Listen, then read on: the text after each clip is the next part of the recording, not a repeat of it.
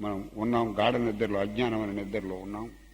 ఈ అజ్ఞానం అనే నిద్రలోంచి, ఈ అహంభావన అనే నిద్రలోంచి, వ్యక్తిభావన నిద్రలోంచి మనల్ని మేలుకొలిపే వరకు గురువు మనల్ని వెంటాడుతూ ఉంటాడు. ఏం చేయాలి? ఇప్పుడు మనం చనిపోయాక మనం మళ్ళీ పునర్జన్మలోకి వెళతాం, ఏదో జన్మలోకి వెళతాం. ఏ జన్మలోకి వెళతాం మనకు తెలియదు, గురువు చూసుకుంటాడు. మళ్ళీ ఆ జన్మలోకి వస్తాడు. నువ్వు ఎవడో నాకు తెలియదు అంటాం, మన గురువును మనకు తెలియదు అంటాం. గురువు ఆడేం చేస్తాడు? ఆడి మీద మనం ఆడిని ప్రేమించాం. ఆడి మీద ప్రేమ కలిగే బాధ్యత కూడా గురువే చూసుకుంటాడు కొత్త జన్మలో కూడా.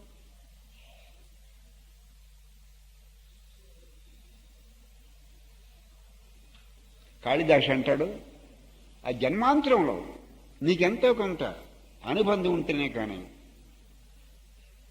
ఆ జన్మాంతరం అనుబంధం ఉంటే కానీ నీకు ఆ స్నేహం నిలబడదు, ఆప్యాయత కూడా నిలబడదు.